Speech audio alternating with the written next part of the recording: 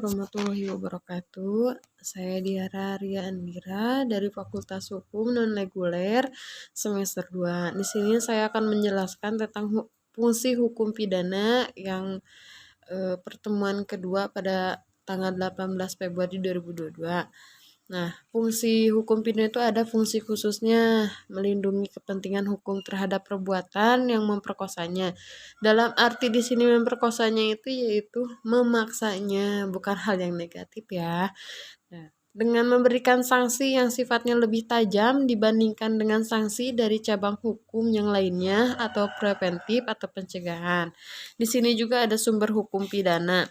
Berasal dari Undang-Undang Hukum Pidana. Yang pertama itu dari KUHP WPSNI mulai berlaku pada tanggal 1 Januari 1918. WPS itu menyadur dari Kode Penal. Perubahan ke Indonesia menjadi Kitab Undang-Undang. Juga warisan dari WPSNI, Kitab Undang-Undang untuk Hindia Belanda, berlaku hukum pidana masing-masing pemerintahan kolonial Belanda loh. Nah, kedua itu ada peraturan-peraturan lain di luar KUHP seperti Undang-Undang Tindak Pidana Narkotika, Undang-Undang Tindak Pidana Korupsi. Lalu ada memori penjelasan KUHP MPT. Hukum pidana adat atau hukum pidana tidak tertulis, dasar hukumnya undang-undang. Nah, di sini juga ada pengertian hukum pidana Strafrecht. Yaitu yang pertama hukum pidana material atau hukum pidana objektif atau hukum pidana substantif atau WS penal atau criminal acts atau substantif criminal acts. Di sini juga terbagi ada 3. Yang pertama yaitu pada keseluruhan peraturan yang memuat larangan atau keharusan dan bagi yang melanggarnya diancam dengan pidana. Yang kedua yaitu berisi keharusan dan larangan yang harus dilaksanakan diatur berdasarkan asal kesalahan atau criminal liability atau criminal responsibility. Contohnya KUHP dan beberapa peraturan di luar KUHP. Yang B, hukum pidana formal atau hukum pidana subjektif atau hukum pidana adjektif atau ius ponindi atau criminal procedure.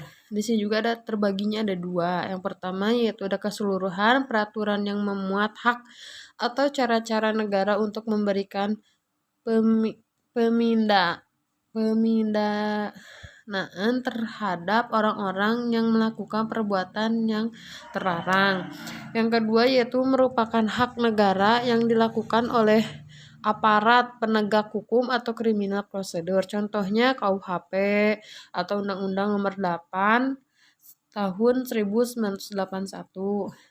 Nah, di sini juga ada pembagian Kitab Undang-Undang Hukum Pidana. Ada 2. Yang pertama itu bagian yang bersifat umum. Yang bersifat umum itu berlaku untuk seluruh lapangan hukum pidana baik yang terdapat dalam KUHP maupun di luar KUHP, diatur dalam hukum 1 yaitu pasal 1 sampai 103. Yang kedua yaitu bagian khusus mengatur perbuatan-perbuatan mana yang dapat dipidana dan disertai ancaman berupa sanksi bagi yang melanggarnya. Di sini juga ada dibagi 2. Diatur yang pertama diatur dalam buku 2 pasal 104 sampai 488 tentang kejahatan.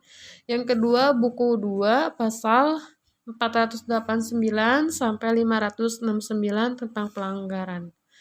Nah, berlakunya hukum pidana nih ada A yaitu menurut waktu atau locus temporis.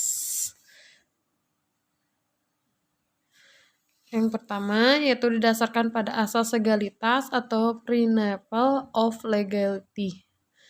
Nullum delictum nullia peona sin praevi lege penali. Kedua, dalam KUHP diatur pada pasal ayat 1 tiada suatu perbuatan dapat dipidana kecuali atas kekuatan aturan pidana dalam perundang-undangan yang telah ada sebelum perbuatan dilakukan. Hal ini berisi 2 konsekuensi, yaitu yang pertama harus dirumuskan terlebih dahulu dalam undang-undang. Itu tindak pidana diatur dalam KUHP tidak dapat dipidana atau dihukum. Yang kedua, larangan adanya penafsiran secara analogi. Yang kedua, yaitu ada peraturan harus ada sebelum terjadinya tindak pidana. Bagi dua juga di sini ada tidak boleh berlaku surut atau retroaktif. Ada tiga. Yang kedua itu menjamin individu dari kesewenang-wenangan penguasa. Yang ketiga itu ada sanksi pidana merupakan paksaan atau uang. Nah, yang B-nya di sini menurut tempat locus delicti. Ada dibagi ada 4. Yang pertama itu daratan negara, yang kedua perairan, laut tentonal yang ditetapkan oleh HI. Maaf, ada 3. Ada 3. Terus yang terakhir ada udara di atas wilayah negara. Berdasarkan hal tersebut berlaku beberapa asas, yaitu ada asas teritorial pasal 2 KUHP. Yang kedua ada asas personal nasional aktif, yaitu pasal 5 KUHP. Yang ketiga asas perlindungan atau nasional pasif pasal 4 dan pasal 7. Yang keempat itu ada asas universalitas.